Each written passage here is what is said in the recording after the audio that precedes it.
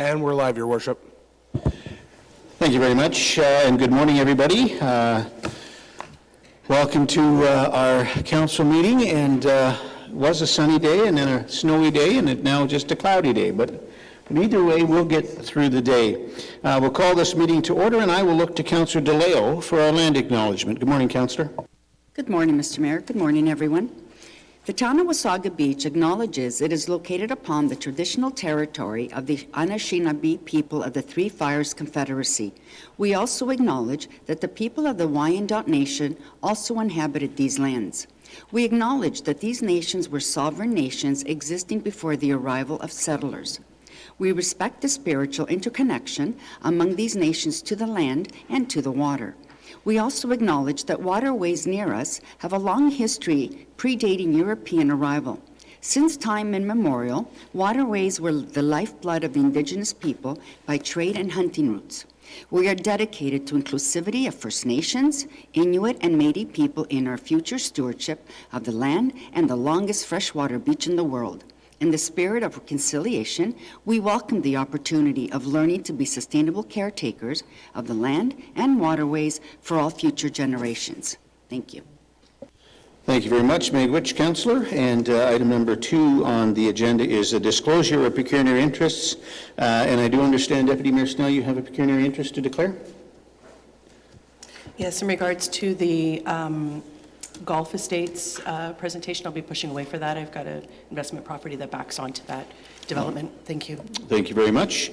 I have no other pecuniary interest before me at this time. If at some point throughout the meeting a member of council feels they have a pecuniary interest, please let us know for the record at that time. Under item number 3 is the adoption of the agenda, and we have a recommended motion that the contents of the agenda for November 27th be approved as circulated. Any questions or comments on the contents of the agenda? Seeing none, could I have a mover and a seconder, please? Moved by Deputy Mayor Snell, seconded by Councillor Belanger. All in favor? That carries unanimously. Item number 4 on the agenda this morning is closed session, and we do have a motion that pursuant to the Municipal Act 2001 as amended, the next portion of the November 27, 2025 council meeting will move into closed session to consider the following matters.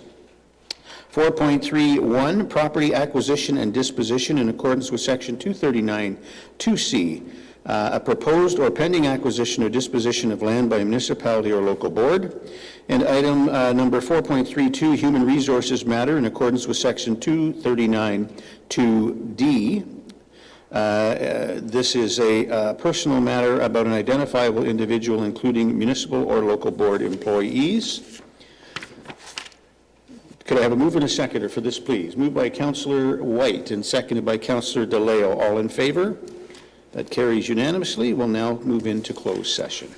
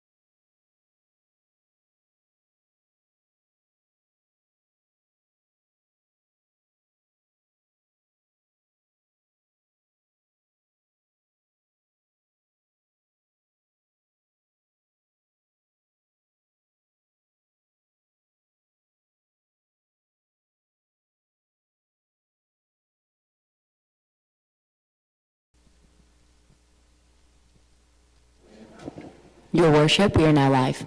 Thank you very much, Madam Deputy Clerk, and welcome back. We're now coming back from closed session to open session, and I'll look to our Clerk, Nicole, for a rise and report. Madam Clerk? Thank you, Your Worship. Council entered closed session today at 10:06 a.m. to discuss the following matters. Item 4.3.1, property acquisition or disposition in accordance with Section 239(2)(c) of the Act. As a result of that discussion, staff direction was provided. Council also discussed item 4.3.2, a human resource matter in accordance with Section 239(2)(b) of the Municipal Act. As a result of that discussion, staff direction was provided, and staff will propose a related budget amendment under Section 9 of the Council agenda. Thank you, Your Worship. Thank you very much, Madam Clerk. And now moving on to item number 6 is the approval of the minutes. And we do have a recommended motion that the minutes of the special council meeting fees and wastewater fees held November 13th, 2025 be adopted as circulated. Questions or comments on this? Seeing none, a mover and a seconder, please. Moved by Councillor Ego and seconded by Councillor White. Pardon me. All in favor? That carries unanimously. Item 6.2 is the regular meeting of council of November 13th, and that the minutes of the council meeting held November 13th, 2025 be adopted as circulated. Questions or comments on those? Seeing none, a mover and a seconder. Councillor Timms and Deputy Mayor Snell, all in favor? That carries unanimously. Under item number 7, delegations, we have none today. And item number 8, government relations. We have Destination Wasaga Master Plan update, and I'll look to Andrew for that. Andrew? Thank you, Mr. Mayor, members of council. We have, Chris, do you have the video? Okay. We are going to show a video momentarily that our Director of Communications has compiled based on the kickoff to the Destination Wasaga Master Plan that took place last week. I think overall it was a very successful start of the process. There's a lot of work going on behind the scenes. Our consultant team continue to engage with stakeholders this week, next week, over the next few weeks. And they are meeting as a team to debrief on everything they heard. I would expect early in the new year they will be back up to continue their engagement work. And then we anticipate a second workshop occurring in February sometime. We're looking to nail that date down fairly soon. Again, overwhelmed at the engagement of our community, just how excited people are to be part of this process. So with that, I'm going to turn the floor to Chris and we'll share the video that was compiled. Thank you, Andrew.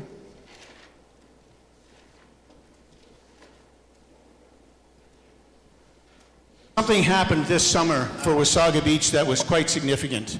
The province, they announced that Wasaga Beach now had the word destination in front of our name. The first time in a half a century, you, the people of Wasaga Beach, have a say in the future of this great community.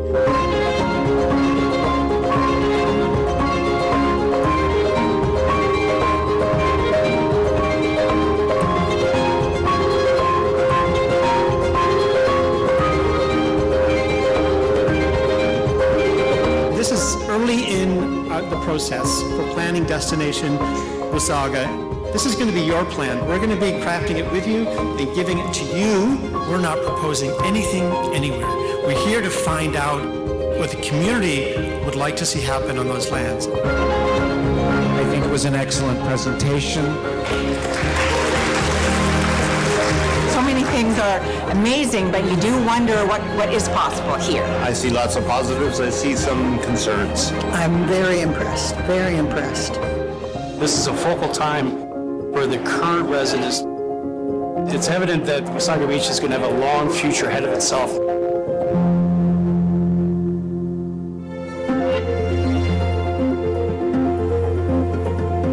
First of all, thank you for making the time out of your lives to do this. Well, this is a very intense week of visioning.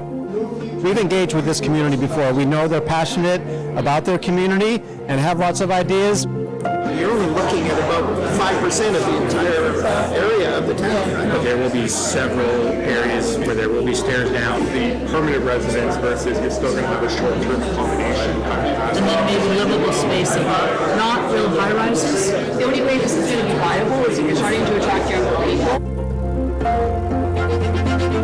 very insightful. There was a lot of great discussion. I thought the collaboration was well put together. There are a lot of issues that need to be addressed, and I feel like today addressed a lot of those issues. There was a lot of great ideas that have come forward. I'm looking forward to reporting those back to the whole community on Thursday evening. Day 4 of Visioning Week, and we've been able to pull together everything we've heard, which ideas really resonated. The amount of people here in town that have come out to these evenings and to the workshops, that's very inspiring. I love excitement, and it's exciting, it's electrifying. The visioning is amazing. The potential for this town is going to be out of this world. I want to bring families here, share the beauty of living in this beautiful, beautiful town. In the end, people who live and work in Wasaga Beach are going to love it. The beach is the lifeblood. It's the heart and lungs of our community, not just today, but has been since the inception of this community and will be forever. What the world needs to know, Wasaga Beach is open for business, and we're recreating something real special. First time in 50 years we have our say. We're going to make sure it counts this time.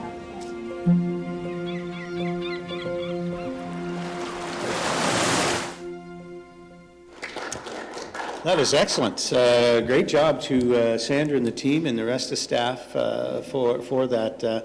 That's pretty impressive. Yeah, and again, kudos go to Sandra Watts. She worked very hard over the weekend to pull that together. And it's very important that we capture this moment in time. This is an important moment in the history of Wasaga Beach. And we'll continue to do that throughout the process so that at the end, we'll have the trail of breadcrumbs to show how we got to the ultimate vision that we will unveil in the summer of 2026. The only other element that I would add is I just wanted to provide council with an update that myself, our Economic Development Officer, and Katie Wardrop attended the Investor Dragon session on Friday down with the Ministry of Tourism, Culture and Gaming. Again, another very successful engagement. I can tell you I've been doing this in my time at the Wasaga Beach, started 9 years ago. And the vibe is very different. A lot of hotel developers were there. They're looking at us very different, particularly now that Sunray has come to the table. So there's a lot of interest. I think there are definitely, I would say, half dozen leads that we're going to be pursuing over the next little while. And I'll provide an update, Council, once we see and we tug these threads a little bit. So thank you. Excellent. Thank you very much, Andrew. Questions or comments for Andrew on intergovernmental affairs, Destination Wasaga? Councillor Timms? Thank you, Your Worship. I will say something. I was very impressed with how it all rolled out, and fortunate that I was attended at three different workshops, excuse me, including the public meeting.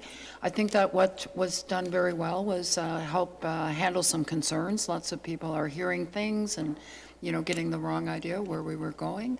And I had so many questions afterwards and emails from people that I just met standing in front of those boards. So I think it was a very positive community civic pride event as well. Just getting people together in that kind of format. And although people always grumble about the little dots, there were lots of little dots and not all green, and that's why we're doing it, right? So thank you to your team, and thank you to Sandra for putting that video together. How quickly can we get it so we can share it? Thank you. Excellent. Thank you very much, Councillor. And we'll now move on then to item number 9, the 2026 Mayor's proposed budget amendments, and I'll look to our CFO, Jocelyn Lee, for this. Jocelyn? Thank you, Your Worship. The 2026 budget was proposed on November 13th, and there has now been a period of 15 days for consideration of council amendments. And at this time, there are no council amendments received in advance of today's meeting to be tabled. Are there any amendments to be tabled now for discussion from council, Your Worship? Thank you, Jocelyn. Any members of council wish to table any amendments to the proposed budget? Councillor DeLeo? Thank you, through you, Mr. Mayor. I don't know if it counts as an amendment, but I have a suggestion. Can I make a suggestion? Would that count? Yeah, you can make a suggestion, okay. and we'll see if it amends it or not. All right.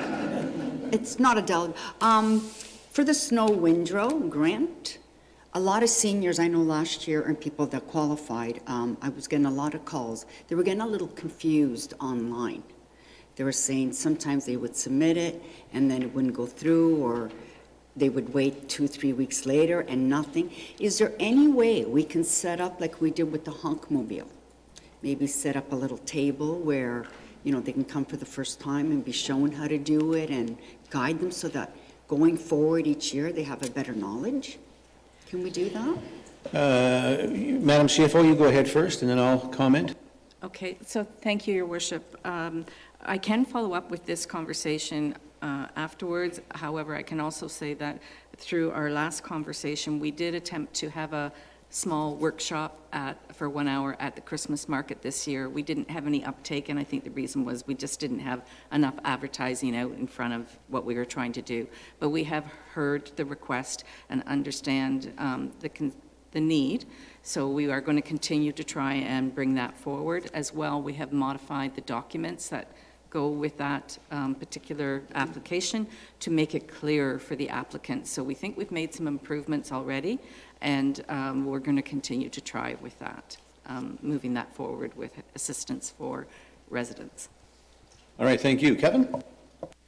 Thank you, Your Worship. Through you to Councillor DeLeo, we've also, certainly anyone can make a call the office or call Sarah, who's administering it through the Treasury Department, and we've dropped paper applications off at individuals' homes to help facilitate it. So there's multiple ways to submit, and it's not necessarily just via email. So take that into consideration. There is contact information on the forms, and call us. And like I said, we've done a number of door-to-door drop-offs just so people do have the paper applications, and we're able to accommodate as best we can.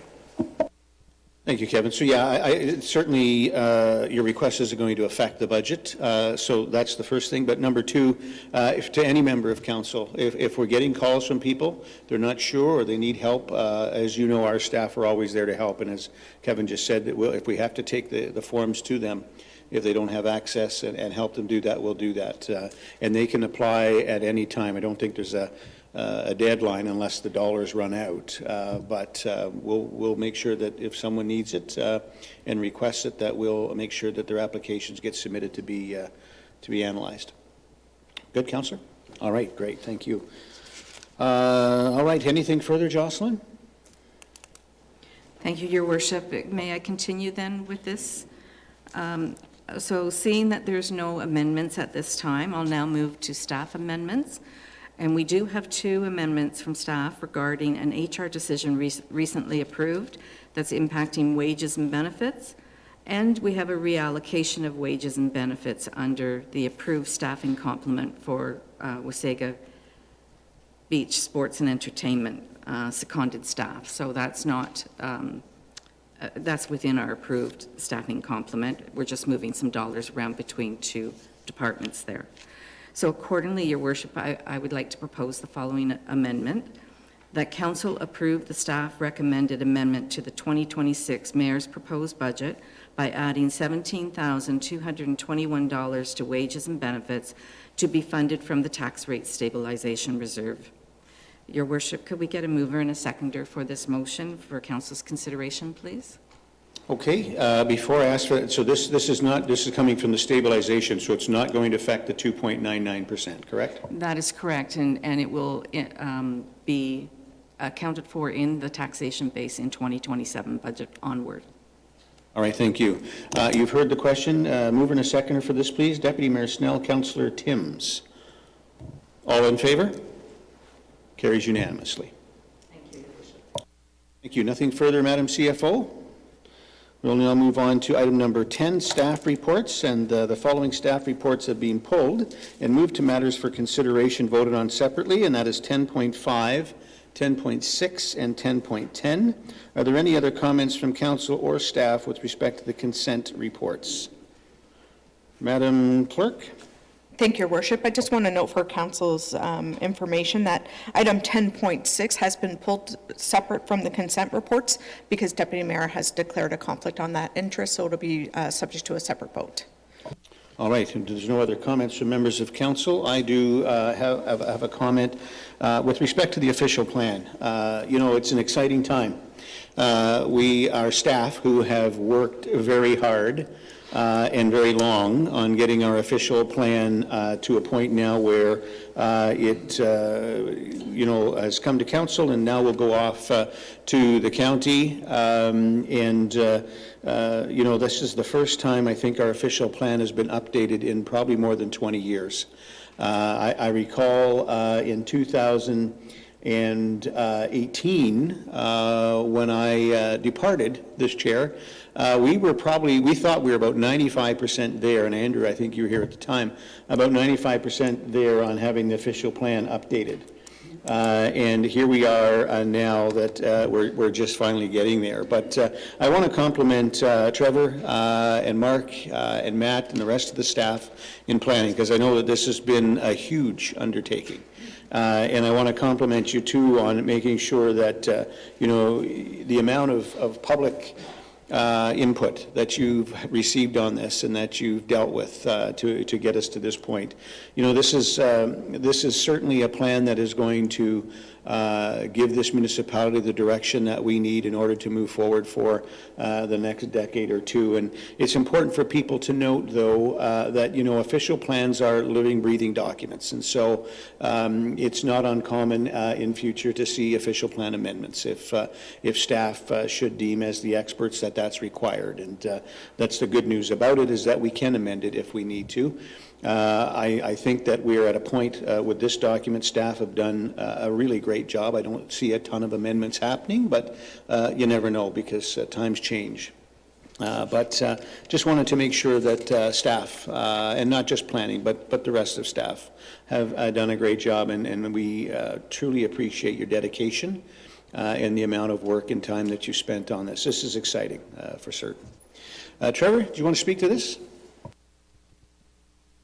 Thank you, Your Worship. We don't have a presentation per se, but if you will indulge me, I do have some background information here that we could share with council and the public if you could spare 2 minutes. I'll give you 5 minutes. Perfect. I'll try not to use them up. So thank you, Your Worship, and members of council. So just by way of a little bit of an explanation, so basically, an official plan, as you probably all know, is a visionary planning policy document. It sets out the goals, the objectives, and the policies used to establish and manage physical change in our municipality. And that's also the social, economic, and the natural environment of the town of Wasaga Beach. And typically, as you've heard in the past, it's a document that it's a living document, and it generally spans about a 25, 30-year time horizon. So your current official plan, as His Worship had spoke to, was adopted in 2003. So it is 22 years old, so going on to 23 years old. And currently it's been amended 66 times. So it does need a little bit of a refresh. As Andrew obviously was here at the time, he kicked it off. The new official plan began in 2017, and the West Secondary Plan began in fall of 2021. GSP was the lead planning consultant for our new official plan, and WSP was the lead planning consultant for the West Secondary Plan. So on behalf of the town, we would like to extend our thanks both to GSP and WSP and their sub-consultants for all the help that they did trying to get these two major policy pieces complete. On behalf of the Planning Department, we would also like to thank our other municipal departments and external agencies and municipal partners and stakeholders for their contributions. I personally would like to extend my appreciation to both Matt Ellis, who's our Senior Planner for Policy, and also Elizabeth Trucco, who's our GIS Tech. Matt, as you understand, is the person who's been saddled with the responsibility of completing these two major tasks. So he's been very pivotal in that. And shout out to Liz, because she was able to help us in the last 3 or 4 weeks of this process, taking the official plan schedules and the secondary plan schedules and merging them into one. And that's difficult to do at the best of times, and especially when you're trying to please planners. So Thanks to both of them. And lastly, of course, we want to thank the residents and the property owners and the members of the public who participated and provided their comments. So just to recap, both the official plan and the secondary plans began as separate projects, but now both projects had advanced to a point where they can become a singular document for the consideration of council, which is where we're here today. As touched on earlier, the OP and the secondary plan went through extensive public engagement. There was numerous studies that were commissioned. There were background reports, technical memos. We held public open houses. We had public meetings. We had our staff at the My Wasaga days, so people could come and ask us about that. We specifically had a charrette, a 4-day charrette for the secondary plan June of last year. There were multiple drafts of the OP and the secondary plan text documents and schedules.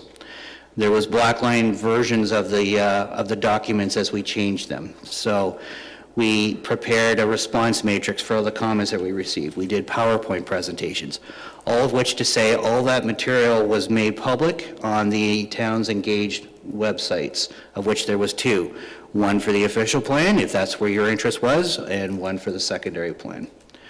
So basically, what does all that mean? So what did we hear for the official plan? And it's spoken to in the staff report. So some of the big highlights were the community wanted us to pursue more housing options. They wanted to pursue a compact mixed-use community. They wanted us to protect the environment. They wanted us to enhance our public space opportunities. They wanted us to pursue different types of transportation options. They wanted us to pursue employment uses and to pursue a year-round tourism attraction. What we heard as part of the secondary plan was that the secondary plan area needed a vision. As I touched on earlier, we did a charrette in June of 2024. And the vision that the participants and the residents that came up was, the vision for the West Wasaga Beach is a green, quiet place with an attractive small town look, a neighborly feel, with connected grid of slow and walkable streets with a comfortable access to parks, schools, the beach, nature, shopping, trails, public spaces, and other amenities. So what did we do? So in response to that, the new official plan prioritizes residential and commercial growth in 6 new strategic growth areas across the municipality. It includes infill and intensification opportunities where it's compatible with existing neighborhoods. It incorporates specific planning policies for the West Secondary Plan area. It provides urban design guidance and integrates development into the community. And it continues to protect the natural areas and promote sustainability. In terms of the next steps, we would, if assuming the council approves the official plan, we would give a formal notice of adoption of the official plan, and we would prepare the compiled record that we will be sending down to the County of Simcoe. The County of Simcoe is the approval authority. The county has basically 120 days to review our new official plan, and they can approve it with modifications, or refuse to approve it, et cetera, et cetera. Assuming that the county does approve it, the county would then give its formal notice of approval, and that would start the 20-day appeal period. And any appeals that we receive to the new official plan would be consolidated by my staff and then forwarded down to the Ontario Land Tribunal. So to wrap it up, the next steps after that would be our focus as a department would be to shift from to implementation of the new official plan, which would be the creation of a new zoning bylaw, and I think we touched on that during the budget deliberations. And that zoning bylaw review is currently underway, about 2/3 the way through. So that, Your Worship, is just basically a summary for council and the public who may be listening about what the official plan is, how we got to where we are, and where we would be going in the future. So thank you for that opportunity. Thank you very much, Trevor, and an excellent summary of that. Any questions for Trevor from members of council? Councillor Belanger?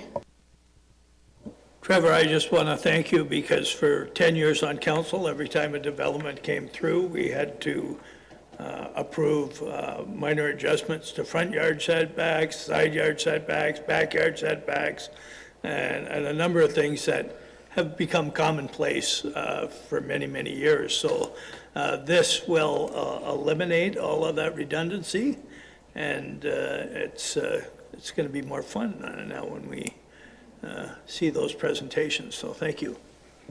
It's the first person I've ever said outside of a planner that I've heard said that planning was fun. Anyone else have comments? Councillor Tim. Thank you very much, Your Worship. And Trevor, to you, I just want to thank you and your department, Matt, and everyone for bringing this document to this stage. And I guess the big cause for celebration in your department will be once it's approved by the county. But you know, when I was campaigning, I heard time and time again from people that they just wanted smart planning when it came to Wasaga Beach, and I think this document really speaks to that. All the bits and pieces, including quite a lot about our natural resources and the preservation. Personally, I want to thank you for making the definition for may, shall, and should very clear to me now. I always wondered about that. Thank you very much. All right, any other questions or comments from members of council? I just want to say one last thing, and that's about Matt Ellis. Matt is one of our, one of our senior planners, and you know, you hear and see planners all the time, and Matt's one of those guys that you don't hear from him very often, you don't even see him very often, because if you look around the office, he's constantly head down and he's working. And now we know why that was, because as you said, Trevor, he was the one saddled with getting this done. So Matt, thank you for your extra time and effort on this. We truly appreciate it. All right, we do have a motion that the following consent list items under staff reports and all recommendations contained therein be adopted, excluding items pulled, and moved to matters for consideration to be voted on separately. Could I have a mover and a seconder for this, please? Moved by Councillor Eagle, seconded by Councillor DeLeo. All in favor? That carries unanimously. And now moving on to item number 11, correspondence items. There's been no items pulled for correspondence. Are there any comments from council or staff prior to considering the consent motion? Seeing none, then with the following consent list items under correspondence be received for information. Mover and a seconder for this, please. Moved by Councillor Tim, seconded by Councillor White. All in favor? That carries unanimously. Item number 12 is minutes and boards and committees, and the consent list items under minutes, boards, and committees be received for information. Is the motion a mover and a seconder for this, please? Councillor DeLeo, Councillor White, all in favor? That carries unanimously. Item number 13, matters for consideration, and the first item here is the 2026 fees and charges, water and wastewater rates, and this was pulled by Councillor White and Councillor DeLeo. Councillor White? Thank you very much, Your Worship. Obviously, needed to be pulled because there are options in this report. My intention is to vote for option 2. I want to make a comment around, paying for things with the future cost. I guess my point is that I received a comment from the public regarding paying for the future events in the future. And leaving it for the next generation to pay for. And I do appreciate the comment, but I feel there is a value to adding funds that we accrue through interest rather than paying tax money on finance interest. And I think that leveraging the funds of today to make them more valuable in the future brings value not only to the community, but also so that we don't sack future generations with crippling debt.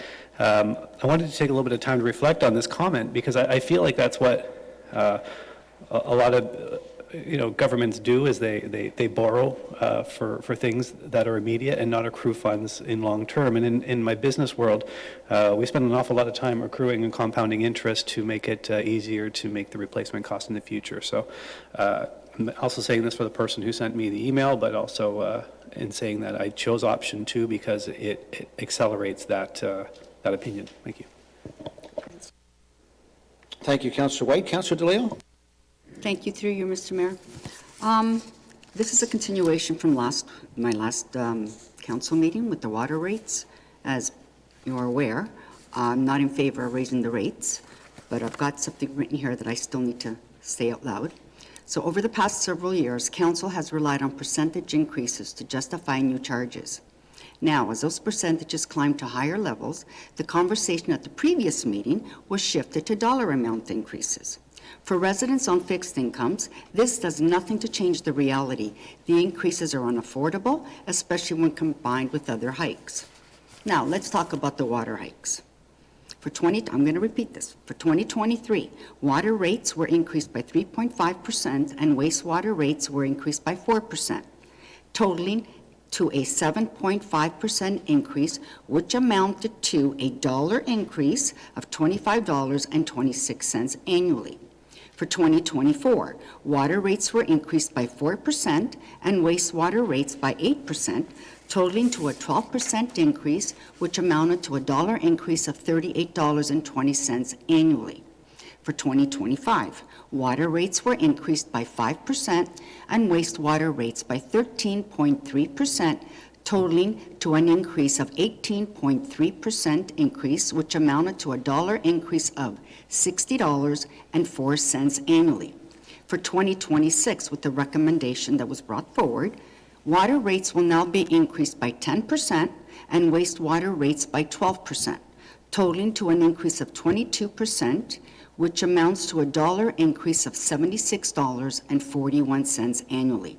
Therefore, over 4 years, that adds up to 22.5% increase in water rates, 37.3% increase in wastewater rates, which, when combined for the 4 years, it amounts to nearly 60% increase. And in dollars, this increase amounts to $200 more per household over the 4 years. This is not a minor adjustment. It is a compounding burden over the 4 years that builds reserves on the backs of taxpayers, while developers and builders, in my opinion, who share responsibility for infrastructure costs are not being asked to contribute proportionately. Most residents are already struggling with rising costs for food, shelter, and everyday living. Seniors on fixed incomes, in particular, cannot absorb another round of increases. Projecting rate hikes based on infrastructure plans 10 years into the future is not realistic when households are already stretched thin today. I cannot support these increases. They are unreasonable, unsustainable, and out of touch with what is affordable for the people of Wasaga Beach today. Thank you. Thank you, Councillor. Madam CFO? Thank you, Your Worship. And thank you for the commentary. The one thing that's important to understand is we're not just forecasting new infrastructure when we're building these reserves. We're actually looking at replacement costs. Developers don't pay for replacement costs of infrastructure. They only pay for new infrastructure.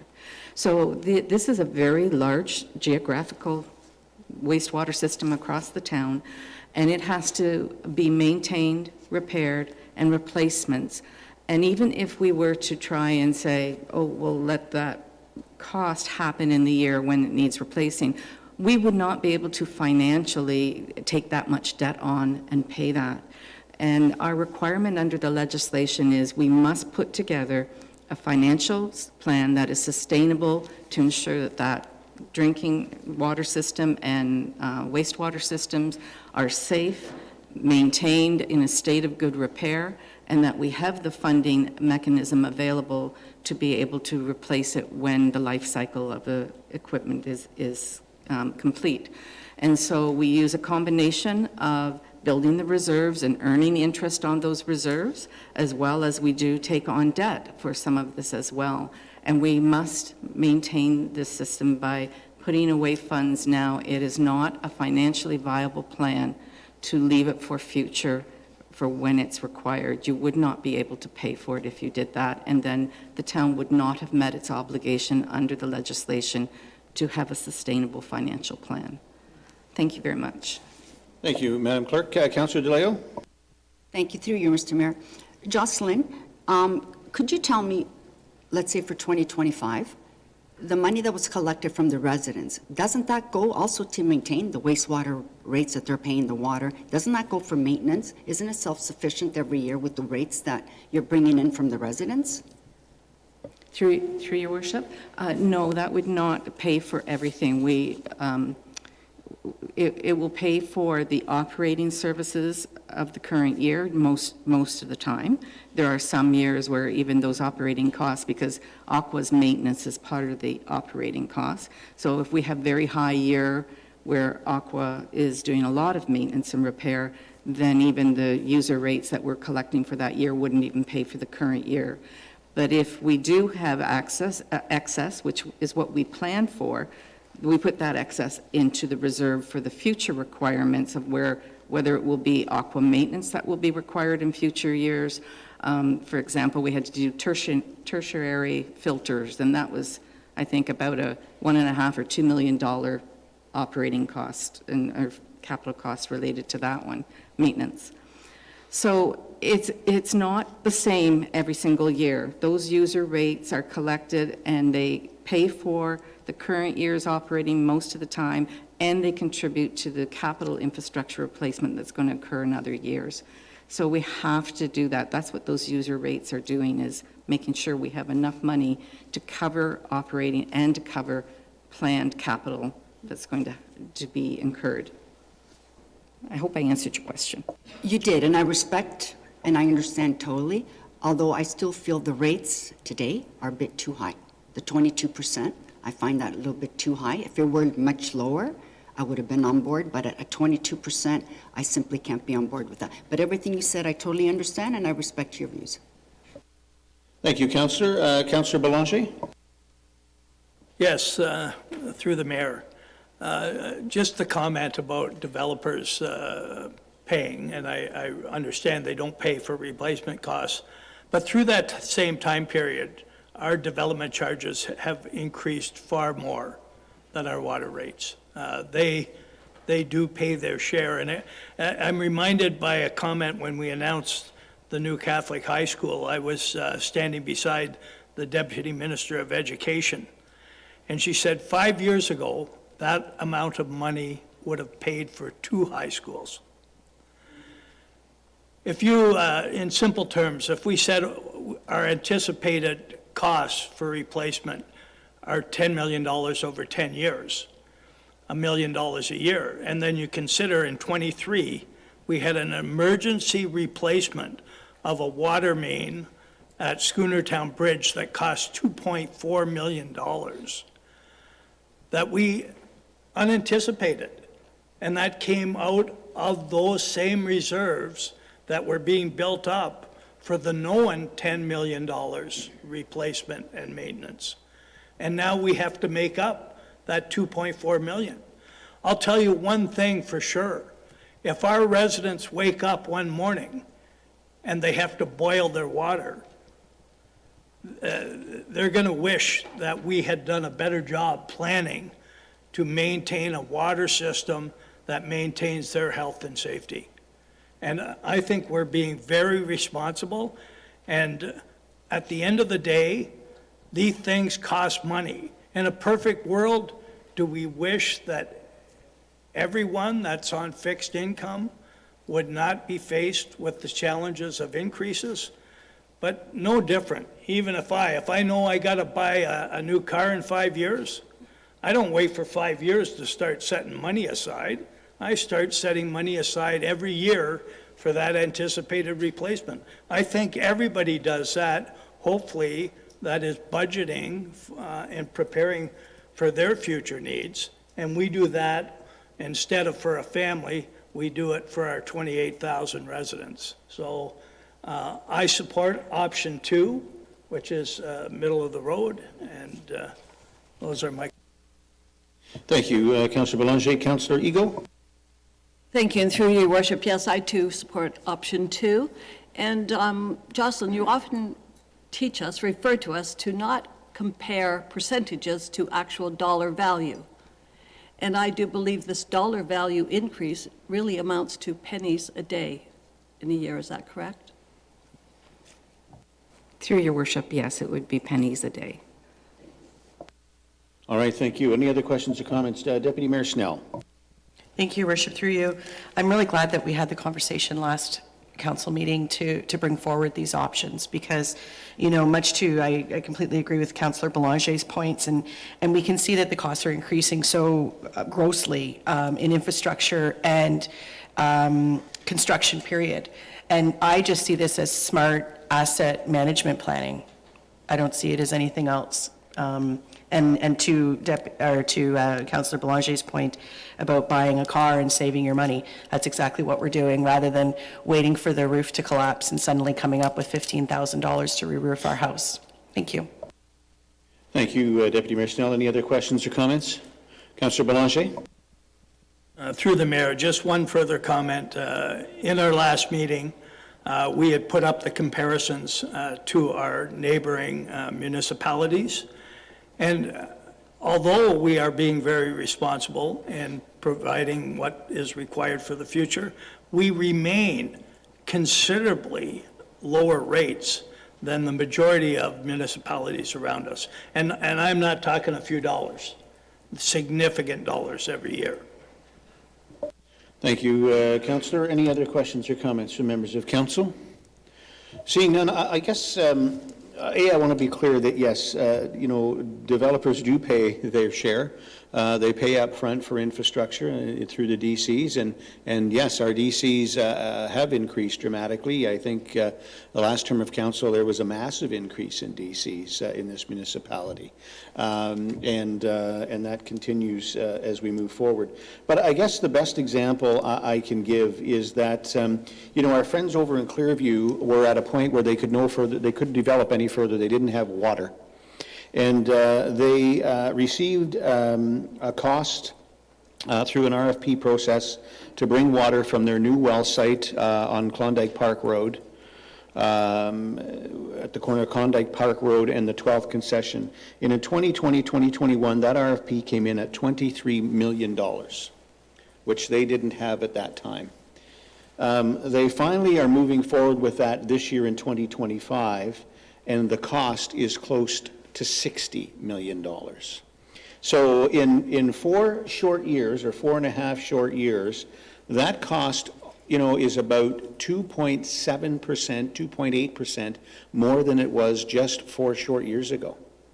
And so what does that say? We have no idea today what the costs are going to be tomorrow to repair, replace, or even maintain these systems. And so we have to rely on the experts, our staff, and our friends at Aqua, our partners, to give us their best estimates in order that we can be saving today to make sure that we're prepared. We do not want to end up, as you said, Councillor Belanger, one day waking up and we're boiling water, or we wake up one day and we can no longer develop. If we can't develop, Collingwood was in the same situation. Freeze on development. If you can't develop, you cannot receive any more DCs either. So if developers aren't building, they're not paying DCs. So it's a breakdown from end to beginning, if you will, should that happen. And the last thing I'll state is that yes, throughout the county of Simcoe, and I would say probably throughout the province, 444 municipalities, I'd be happy to put our water, wastewater rates, our DCs, and our taxes, as a matter of fact, our taxes in this community up against just about any other community out there. We still remain in the county of Simcoe, I would say in the bottom quarter to bottom third on both sides, either taxation or our rates and fees, and we're a community that is still in very healthy financial shape. And that has occurred because councils have ensured through the recommendations from our experts, our staff, that we are prepared for what comes at us. And, I've said it publicly, the difference between the municipality and homeowners, of which I am, or property owners, is, if you have a pothole in your driveway, you can choose and decide whether or not you want to fix that pothole. If you turn a tap and the water doesn't come out, you've got 5 other taps, you can decide whether or not you want to fix or replace that tap. The municipality doesn't have that options. We have statute. We have laws that we need to follow to ensure that we have safe drinking water, safe sanitary systems, safe roads, safe sidewalks. So we don't have that option. And what we all know is that the cost of living every year is going up exponentially, much further and farther ahead of what we receive in income these days. And, I know that every single person on this council, in this room, even the public, the staff, we all know how difficult these times are right now. And we don't know when that's going to change.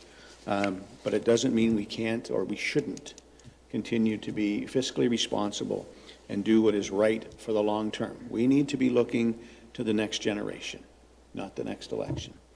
All right, if there's no other questions or comments on that, we do have a recommended motion that the report titled 2026 Fees and Charges and Water Wastewater Rates to the council meeting of November 27, 2026 be received.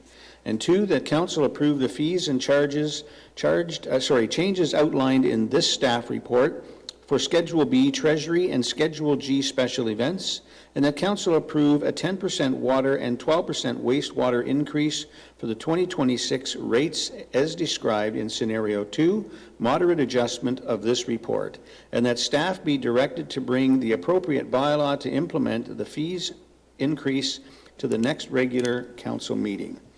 Any other questions or comments? Could I have a mover and a seconder for this, please? Moved by Councillor White, seconded by Councillor Timms. Madam Clerk? Thank you, Your Worship. Councillor Boulanger. In favor. Councillor DeLeo. Opposed? Councillor Ego. In favor? Deputy Mayor Snow. In favor? Councillor Timms. In favor. Councillor White. In favor. Mayor Smith. In favor? That motion carries. Thank you very much, Madam Clerk. And the next item then on the agenda is the application for extensions to the approval of Gulfview Estates Draft Plan of Subdivision, PS 00625, and this was pulled by Councillor Ego. Councillor? We'll just note that Deputy Mayor has declared a conflict of interest and has moved away from the table. Thank you, Madam Clerk. Yes, the Deputy Mayor has pushed away from the table. Councillor Ego? Thank you, and through your worship. Yes, I really pulled this just for a comment and for clarification. Earlier this week, I did speak with Trevor, our Director of Planning, and just to go over things and for the sake really of the public. And it's about, what I was asking for is clarifying on what if bylaws change after a draft plan has been approved? And Trevor was good enough to go over that. We said we'd discuss it now for the public so they understand these rules on development. So that's my first part. Clever, Trevor. Yes, very clever. We'll see. So through your worship, typically, not always, but typically, conditions of draft plan approval are approved for a period of minimum of 3 years. Sometimes it's 5, 7, 10, whatever the council deems correct. In this instance, and not to pick on this, obviously, this direct development, because that's not what this is about. It just happens to be the one that's on the agenda today. So what we do is when we get an application in for an extension of draft plan approval, staff, we circulate it to outside internal and external agencies, and we ask for any comments on the development. It's not common that council will be asked to change a zoning or a provision or an official plan at a condition of draft plan approval. It's more likely that you might be requested to do what we call a red line revision, where we tweak a lot line here or there, or a proposed lot line. But what we do take to heart is we look at the conditions of draft plan approval to see if they're consistent with the current state of the art, as I like to call it, conditions. And so in this case, if you were to look at appendix number 3, Samantha has detailed in 6 pages all the additional conditions or modifications to conditions of draft plan approval that we're proposing that council considered today. So when we have conditions of draft plan approval that come for extension, we would take a look at those conditions to make sure they're still state of the art or if they need to be tweaked. In this case, I think we've added like 20 to 30 conditions. And that's not because of this one developer. That's pretty common if you look at past council agendas in the last couple of months. We've had these kind of developments come forward, and we've always taken an opportunity to make sure that the conditions are still, fair, not onerous, but meet today's current standards. That was question number 1. Councillor, go ahead. So, and the next part on it is when a parcel of land be ready for development, we have once it's approved, we see sometimes lots really cleared, only to sit vacant for years. Now, I realize that Farsight was an exception due to being abutting the high school land, but throughout town we see that. So how's that being addressed in the plan? Thanks. Right, so just to clarify, Farsight wasn't an exception in that they did get a tree cutting permit. I think what you're aiming at was typically what we do is you'll see developers who are applying for tree cutting when they have a draft plan approval. So that is not an uncommon thing to have occur. So typically what will happen is a developer will come to the municipality to ask for tree cutting after they've received a draft plan approval. And in that case, it's already been gone to council for an official plan, zoning, and conditions of draft plan approval.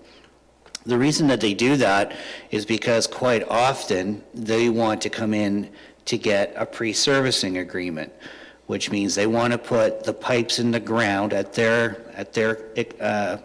expense and at their desire, because it takes a very long time to go from draft plan approval to plan of registration. I don't think people understand, like they think it's a draft approval and they go and get the pipes in the ground. Going from a draft plan approval to registration can take 1.5 years, because that's when you have to do the detailed designs, and it's incredibly expensive for the developer to do the civil engineering, and it takes a long time for the municipality to review and then formalize the agreement. So what they do is they'll ask us, you know, we have a draft plan approval, we're going to get a registration, but we would really like to remove the trees because, as we're all aware, there's other legislation that controls when trees can be removed. So we're all very familiar with the species of risk and the migratory birds and the little brown-nosed bats. So when you look at the calendar, you can only really take trees out a very small percentage of the year. And that's typically late fall, beginning of fall to beginning of spring. And the reason that they want to get the trees removed is because they want to come in and do a pre-servicing agreement, because they want to get the pipes in the ground, or they want to do a site alteration, not unlike what we see Farsight and the school site going right now. I'm not here to defend those developers that come in and do a tree cutting permit and then the land sit. There could be a myriad of reasons why that happens. Typically it's because the market is not so good, like what we've seen in the last 2 or 3 years. But typically the reasons that the developers do that is they need to get the trees removed so that they can complete their surveying of the topographical, so they can do the detailed design for the civil engineering. People don't understand that you can't fix the grading unless you know what the existing contours are, and it's pretty hard to do surveying of contours when there's 100 acres of trees in the way. It's not a justification, I'm not suggesting that it is, it's just the reality of how it is, that if we want development to be done to our current urban standards and engineering standards and stormwater management practices, the trees have to be removed in order to complete the next stage of detailed design. And I'm not sure that that answers the question, but that's hopefully does. Was a long one, but yes, it was. Thank you, because we see that all the time. So we know now at what stage it happens and why. So thank you. Yep. Thank you, Councillor. Any other questions or comments from members of council? I want to thank you for those questions, Councillor, because you know, the public doesn't understand a lot of this, and I don't mean that in any kind of derogatory or disrespectful way. It's just the reality, and I want to thank Trevor for giving that detailed explanation. You know, it's always amazing to me, because every one of us who live in a home because of a developer. And every one of our homes sit on a property that probably was dense with forest at one time or another. And the other thing we never hear, we always hear about these darn developers who come in and they clear cut the site. But we never hear about how many trees that we require and or they on their own replant. And you know, I've spoke to the CIO about this, and I'd like to see, you know, next spring or next summer, I'd love us to take a drone and fly it from one end of Wasaga Beach to the other, and do a video like we've seen similar to today, where the general public can see that video and fly over areas that 10 years ago were clear-cut. And today, the tree canopy is pretty amazing. And if you fly over our community from one end to the other, you don't see a ton of homes. The tree canopy in this community is great. So I get why we get all upset because we see all of these trees gone. I love the trees in the forest and the birds, the bees as well. But it's a necessary evil, if you will. I don't think evil is the right word, but it's a necessary step in the process in order to get those grounds and everything ready so as that, the people like us who complain about it can buy our home there because we see that subdivision in 3 or 5 years from now and love it. And now we want to move into it. So it's, changing the way things are. We all hate both, right? Okay, excellent. So thank you, Trevor, and thank you for that question, Councillor. If there's no other questions or comments, we do have a recommended motion that the report titled Application for an Extension of the Approval of the Gulfview Estate Draft Plan of Subdivision, PS 00625, to the Council meeting of November 27th, 2025 be received. And that Council approve a 3-year extension of draft approval for the Gulfview Estate subdivision, including minor amendments to the associated conditions of draft plan approval with a lapsing date of December 15th, 2028. Can I have a mover and a seconder for this, please? Moved by Councillor Eagle and seconded by Councillor Timms. Madam Clerk. Councillor Blanchet. In favor. Councillor DeLeo. In favor. Councillor Eagle. In favor. Councillor Timms. In favor. Councillor White. In favor. Mayor Smith. In favor? Deputy Mayor has abstained. That carries unanimously. Great, thank you. I'll now ask the deputy to join us back at the table. And we'll move on to the next item, which is the municipal accommodation tax. And this was pulled by Deputy Mayor Snell, Councillor White, and Councillor DeLeo, and a comment by Councillor Timms. So, Deputy Mayor Snell? Thank you, Your Worship. I wanted to pull this because it was myself that requested this report some time ago, because I believe 100% that tourism should support tourism growth versus taxation. And I'm not rethinking the municipal accommodation tax. I'm just reconsidering the timing. Given that we will still be under construction next year, and despite tourism numbers being up, in spite of the construction, there is still impact. The other reason, I think more importantly, is that I would like to see this initiative come online with a solid and implementable Airbnb policy. We currently do not have one. All are illegal and will be monitored and fined with our software investment. But I strongly feel that there is a need for diverse rental options, given the uniqueness of our town's tourism offerings. So at this point, I'm requesting to delay it. How long are you thinking, Deputy Mayor? Well,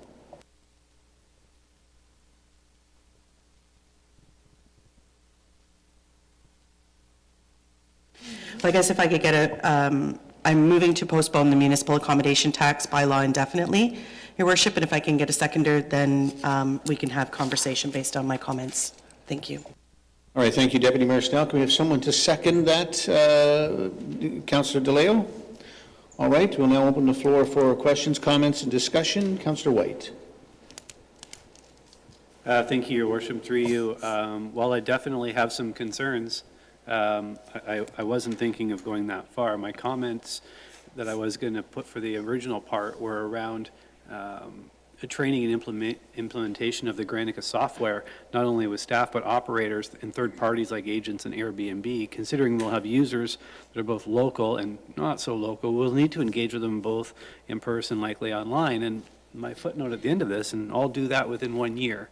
And so I am happy to entertain this thought, but I would really like to hear from our economic development here to say, what are the plans and are they achievable before we go and indefinitely delay this? Because I agree with you, your initial statement. I love this statement. Tourism needs to pay for tourism. The taxpayer does not need to pay for tourism. Anyways, let's continue. Thank you, Councillor. Caitlin, good morning and welcome. Good Morning, Mayor Smith and Council. Thank you for your comments. So before I jump into our training plan for the accommodators in the community, I'll first start with my opinion on the timeline. So we do have a month out prior to the implementation date, which currently in the framework, it's January 1st, 2026. It is a tight timeline. So we were trying to work for council to meet that date, and it is doable. But if we want to give our accommodators more time, we can certainly consider a different one. Staff has been working on the bylaw, and we're very confident in the bylaw. And then we've also been working very closely with Tourism Simcoe County as well to complete the revenue sharing agreement. We've also been working on the fund use policy, which will be circulated to different departments shortly and brought to council for approval. And then the other part of the launch for Matt is the setup through Granicus. So we've been working on the contract with them. Granicus has already done a lot of the setup through the short-term rental accommodation compliance modules. And so they already have all the listings ready to go for all of our accommodators. Going into the training that we're planning, so the setups will take about a month for the module to get started, so a month or two. Our accommodators don't actually need to be on the system until the actual first remittance date, which would be the end of the first quarter of 2026. However, while we're setting it up in the next month, we would set up webinars and then also videos that our accommodators can watch. And then staff would also be available in the Economic Development Department to answer any one-on-one questions through email and phone.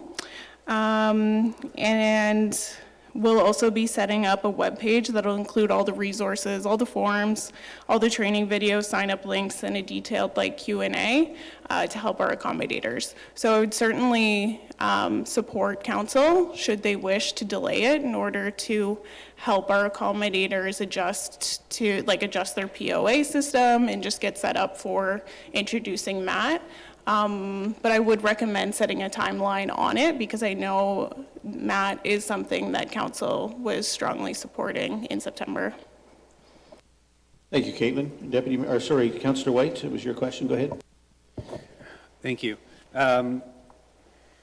I do have some experience in onboarding clients in a situation like this, and I do feel that you have, based on what you've just said, you do have an understanding of what needs to be accomplished, and there is some pre-work already done. I am in favor of a little bit of a delay. Instead of the word indefinite, delay as is on the table right now, I would say that if you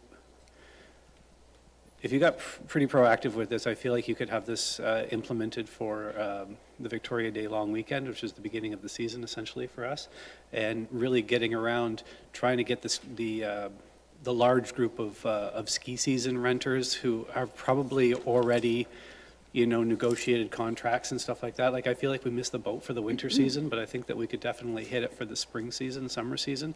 So I would support the motion if we could put a defined date to be implemented before the Victoria Day long weekend.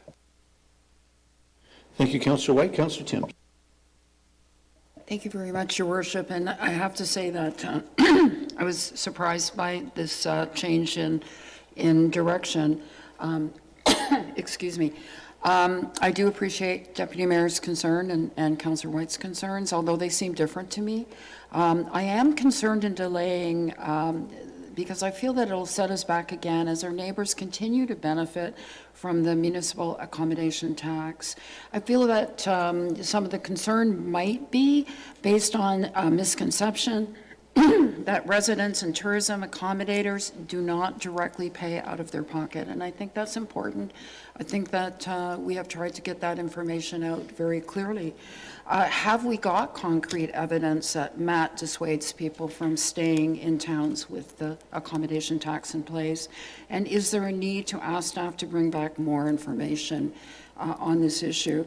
I believe that, and I apologize, I'm losing my voice.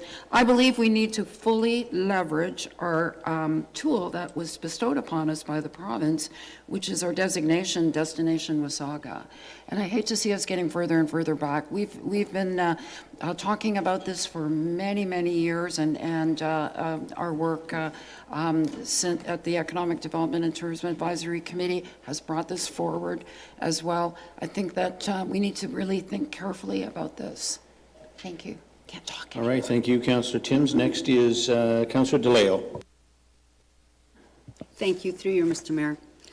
First off, I want to say thank you, Tanya, Deputy Mayor Snell. I'm glad you requested to postpone this.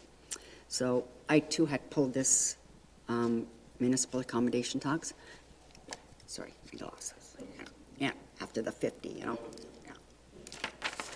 Okay, so I've got something here. So while many tourists have adopted a municipal accommodation tax, Wasaga Beach is not in the same position.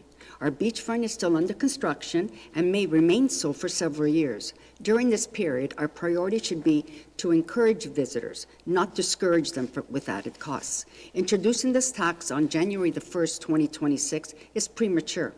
Tourists will be asked to pay more before there is a fully developed destination to enjoy. That risks undermining local businesses and deterring the very visitors we need during construction. Once the beachfront is complete and we have a strong offering to showcase, a municipal accommodation tax may be reasonable. But until then, it is not practical. For that reason, I cannot support the proposed start date of January 1st, 2026. Thank you. Thank you, Councillor. Next is Councillor Ego. Thank you, and through your worship. I appreciate Deputy Mayor Snell bringing this forward for a bit of a discussion. Looking at it another way, and we've discussed this so much, well, are we not also looking at all the illegal Airbnbs we have in town, and that this was going to address that? From my understanding, towns that have done that, and I know Collingwood certainly went after it, then you get rid of the bad players in town. It opens up more rentals for residents in town, people needing rental spaces. So that's the whole other side to this. If somebody, if Caitlin or Andrew would like to speak to that part of it, I think that's something we have to look at. Thank you, Councillor. Andrew or Caitlin? Madam Clerk. Thank you, and through you, Your Worship. So the town, as you'll recall, has purchased Granicus. And what Granicus does is allowing us to identify operations that have not obtained a business license. So we do have a licensing regime for short-term accommodations currently. So enforcement staff have been diligent in using that software, identifying the operators that have not obtained a license, and if they are not permitted to have a license, then we are looking to ensure that those operations are closed. So that has been ongoing since we implemented Granicus. Thank you. So that's a big impact on this discussion. And so on that, I support it, but I also support moving it to Victoria Day, to have a time date and not just letting this drop. We've worked too hard on it for a long time, so that's, I think that's what I've got to say about that. It's covered what I wanted. Yep. All right, Councillor Belanger. Yes, I've been through quite a few technical implementations, and they never go as smooth as we like. And you definitely, there's a benefit of doing it in the off-season, not, if you do it at the start of the season and you start to get glitches or concerns, it's much more disruptive than doing it in the off-season. I also, with us basically addressing the illegals, we are benefiting those businesses that are legitimately licensed and doing business. It should improve their business. The 4% is not really an extra cost to them, and in fact they're probably all spending some level of marketing money now that hopefully the county and the town will augment or promote business in general. And as far as the construction, I would tell you, you'd be surprised, but there'll be a lot of people visit Wasaga Beach because they want to see what's going on. There's there's a tourism element to major construction and seeing how we progress. And I think we even saw this summer, although it might have been across the entire municipality, but we didn't see tourism fall off. So again, we probably should have done this 2 years ago. And we should do it and work through it, and hopefully by the time we get to prime season, we've worked out a lot of the glitches and bugs and can move forward. But again, there's always a reason to delay. And God, no one knows better about delays than this community. Thank you, Councillor. Councillor Titt. Thank you, Your Worship. I would like to look to the EDO to refresh our memory on what the stakeholder involvement, the final findings on that. Are they opposed? Are they in favor? Reluctant? Absolutely. So through you, Your Worship. So our public engagement started with a public meeting night. So we invited all of our accommodators to come watch a presentation that I put on about municipal accommodation tax, just how it's implemented, how it's used. And we received quite a bit of different communication from them, and we actually altered our framework because of the comments that we received directly from the accommodators. We also hosted a survey in the same month, so that was May, where we had almost 200 responses.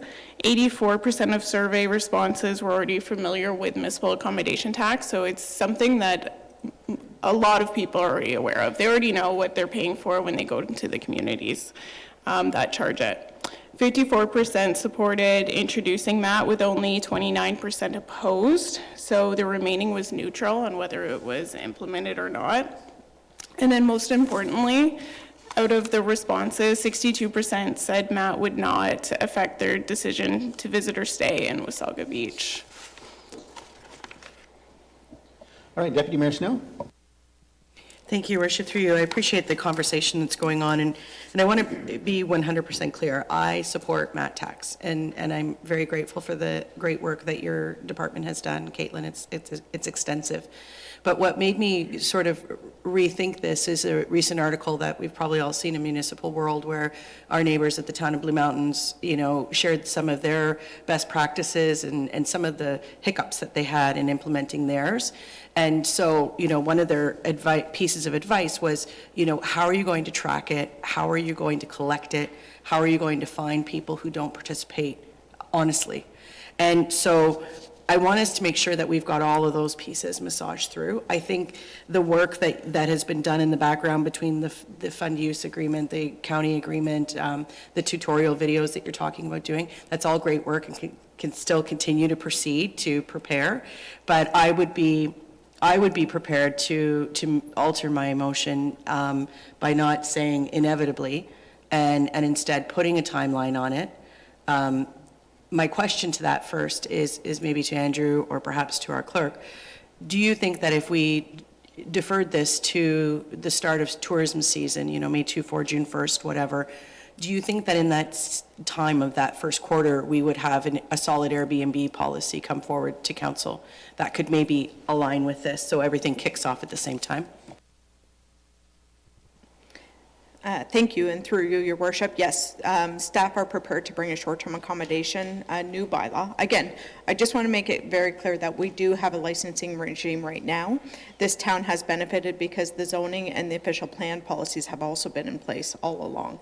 So, however, the short-term accommodation bylaw and the great work done by the special projects leader, that is ready, and we were looking to bring that back in January for council consideration. And sorry, if I may. So 2 points. So we have a postpone indefinitely. So what that does is it allows this motion not to be considered today. At any time, it can be reconsidered by council at a subsequent meeting. So that motion's on the table, we will vote on that. If that fails, two things can be done. The main motion can be considered, which allows this bylaw to come in full force and effect January 1st.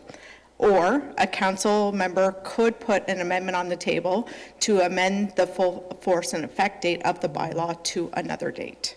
And that would be either before the motion is tabled or by an amendment process. Thank you, Madam Clerk. Mr. Deputy CAO? Yeah, thank you, Your Worship. Caitlin and I and staff have chatted about this a bit in the background, and with December, upon us already, January 1st seemed pretty tight, and we had considered that an April 1st would be an appropriate start date. It gives us, our accommodators, advance notice. To Councillor Blanger's point, we're actually starting it in the lull of the season, not the heat of the battle, the May 2-4 weekend. So as staff have kicked us about in the background, in our minds, we thought April 1st might be one date that Council could consider. All right. Caitlin. If I can add to the Deputy CAO's comments, that date would also allow for the first quarter to be completed before we start remittance. So our accommodators wouldn't actually have to remit until July. So they would have a lot of time to go through the training, to start collecting it. It'd give them a really good runway. Deputy Mayor Snell. Thank you, Your Worship, through you. They wouldn't have to remit it, but they would have a hard start time of when they have to start tracking it. And, that would be the learning would have to happen in advance of that so that they're prepared and ready, I would think. Also, too, for their own full disclosure of any advertising on their websites or, print that they do or whatnot. I would be supportive of an April if that's what we feel as well, that the Airbnb piece would be ready to kind of come in line with that. In my opinion, I have a strong opinion that I think we have a unique offering in this community, and we've all stayed in Airbnbs at different places. We all have, and sometimes you want a place where 12 people can all stay in the same house, and I think we need to be able to have that inventory as an offering to our formal accommodations. So to me, it kind of makes sense to just put them both together and launch them at the same time versus one after the other. So do you feel, Madam Clerk, that would be able to come based on the report that's coming next month? Yes? Okay, great. I would very much support that then. Thank you. Okay, so I just want to clarify. So are you saying, Deputy Mayor, that you want to withdraw the indefinite deferral of this and change and make an amendment then? Because I think what I'm seeing is an amendment to the motion then, correct? We're just changing the start date then.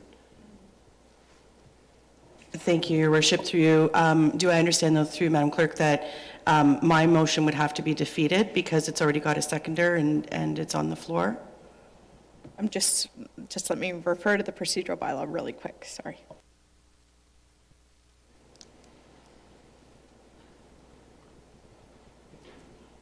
Thank you. And in accordance with Section 801, so after a motion has been moved and seconded, it shall be deemed to be in the possession of council.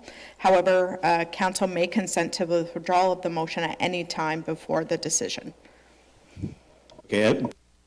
Thank you, Madam Clerk. That was my point. So you moved it. You can withdraw it solely, and then you can ask for an amendment to the motion that is on the floor. Thank you, Your Worship. Then through you, I will do that. I will withdraw my motion, and instead, I would like to put. So we're clear that she's withdrawing the motion. I think I want to have any more discussion here, and then we'll come back to any amendments. So we'll get the discussion out of the floor first, and then we can, because then we'll make an informed amendment. So council must consent to the withdrawal. There's a seconder, Councillor DeLeo. Councillor DeLeo, you consent to that? Okay. We do not need to vote on that, though, correct? The motion's withdrawn. Okay. So that motion is withdrawn. I'm now opening the floor to further discussion on what's on the floor today, the current motion that's on the floor. Councillor Belanger. Yeah, now that I'm hearing that, it sounds like staff has a preference to have a little more time, as I would certainly support the April 1st date. Okay. Other questions or comments on this? Councillor DeLeo? I just need a clarification here. Beach Drive, is it going to be closed all of this year, all of next year? Mr. Kevin? Through your worship to Councillor DeLeo, yes. Yes, it will be. Okay. Councillor Timms? Thank you. I'm also sensing, Your Worship, that staff is in support of taking more time with the rollout. What I would not be in support is, throwing away the baby with the bathwater. We've done so much work on this for so many years, but I could support an amended emotion. It is emotional. If that's coming to the floor, I don't think it's on the floor yet.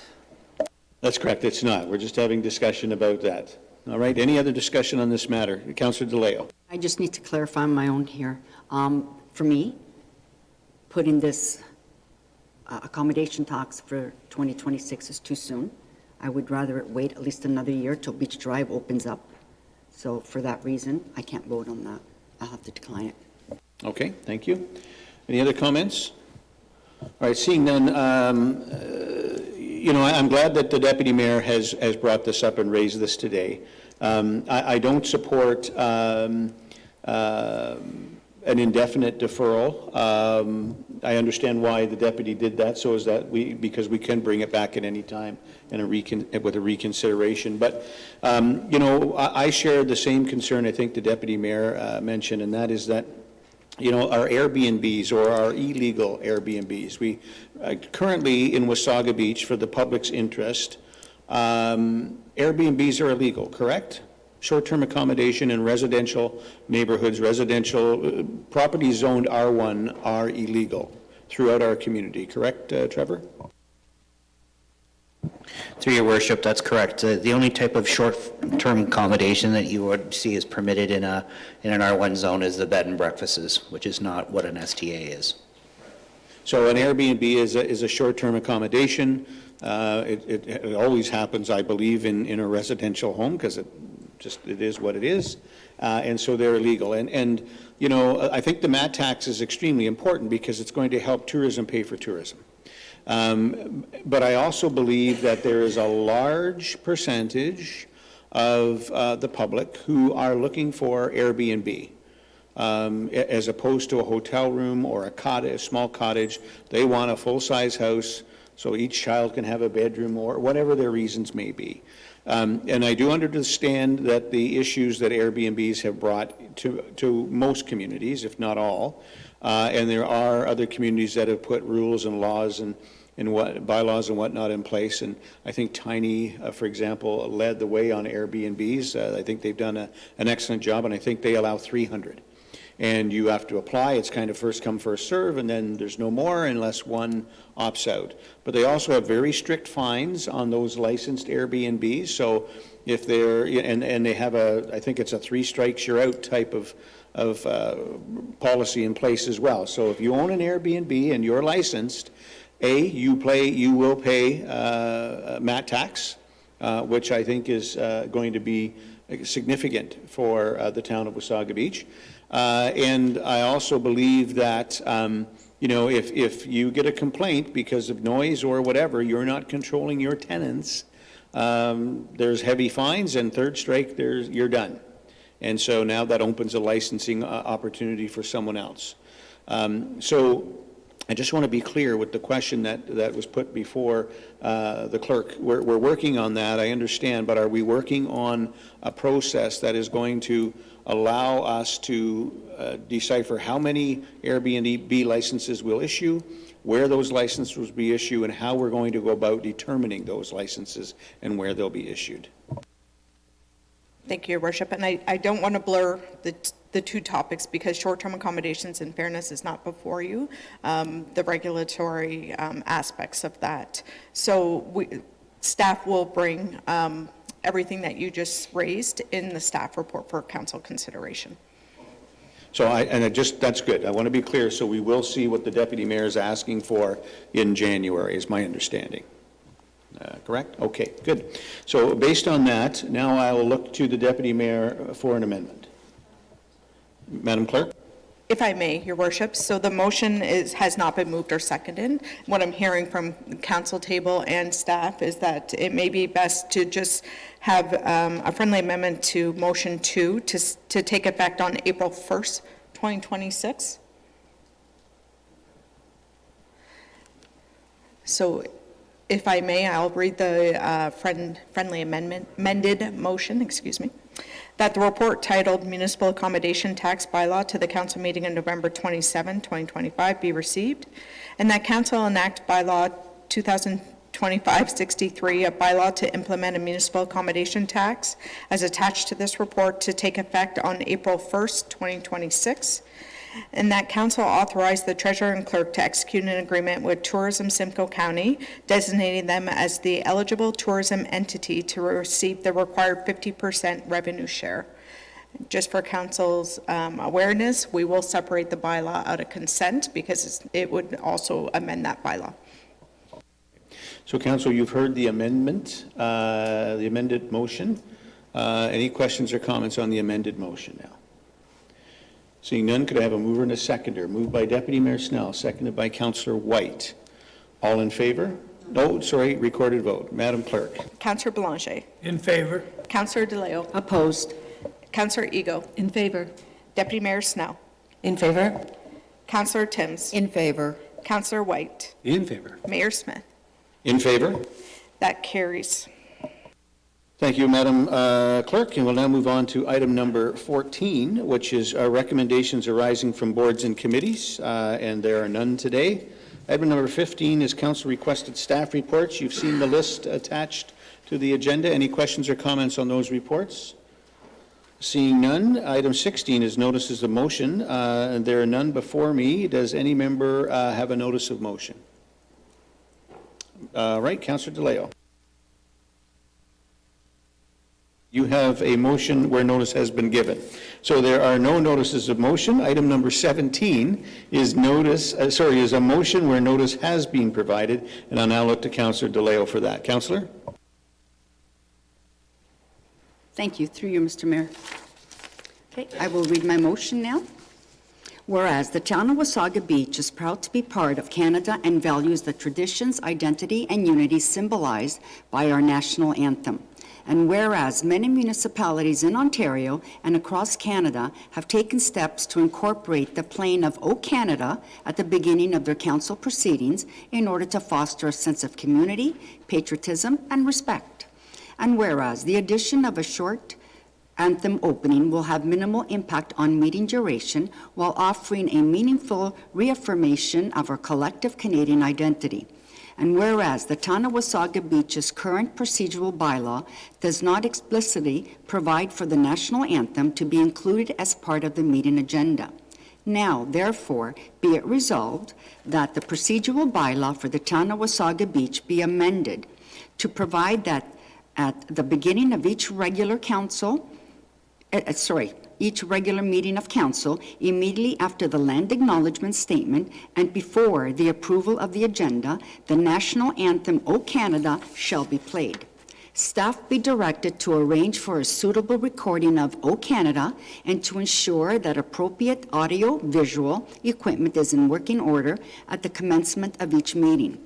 The inclusion of the anthem shall become effective at the first regular meeting of council on January 15th, 2026, and shall thereafter remain a standing feature of the meeting agenda until further amendment or revocation by council.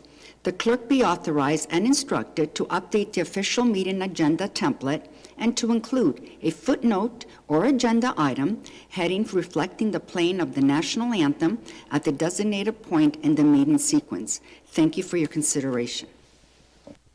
Thank you very much, Councillor DeLeo, for bringing this forward. It's an excellent point. I wish I could second it. So you've heard the motion. Can we have someone second that motion? Councillor Belanger? All right, so we have a mover and a seconder on that motion. Any questions or comments with respect to this? Deputy Mayor Snell? Thank you, Your Worship. I think it's a great idea, and thank you for bringing it forward.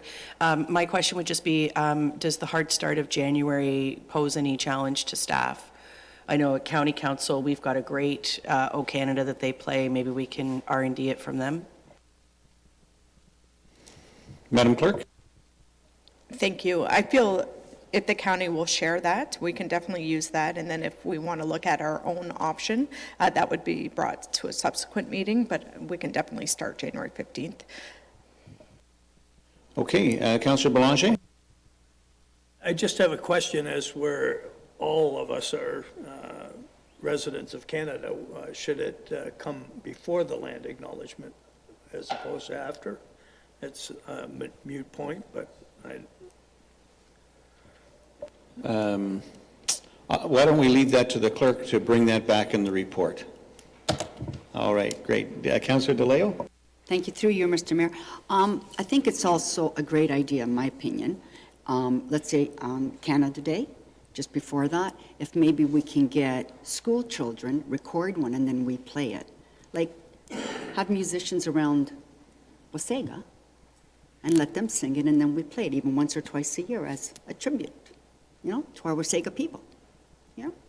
I'm sure that let's get the anthem going, and then we can play with it after that. Any other questions or comments on this matter? All right, seeing none, you have a mover and a seconder, and it is now on the floor. So I will ask if there's no other comments. All in favor? That carries unanimously. Thank you, Councillor DeLeo. All right, now moving on to 18, which is bylaws, and I will turn to our clerk for a motion on the bylaws. Madam Clerk? Thank you, Your Worship. So as it indicated earlier, we will vote on bylaw 2025-63 separate. So I'll start with the consent motion, that the following bylaws be received and be deemed to have been read a first, second, and third time and finally passed.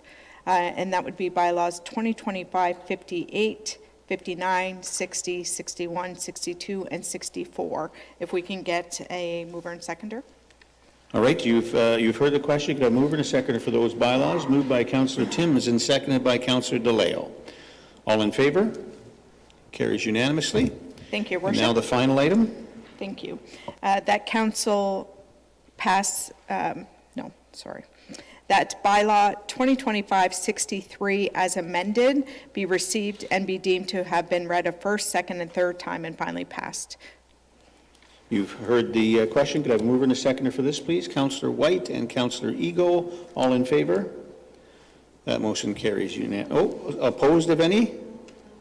All right, it's 6-1. All right, thank you. And if there's nothing else, Madam Clerk? There is nothing else. All right, that's great. We will now adjourn this meeting at 12. Boy, this is an early one. At 12:41.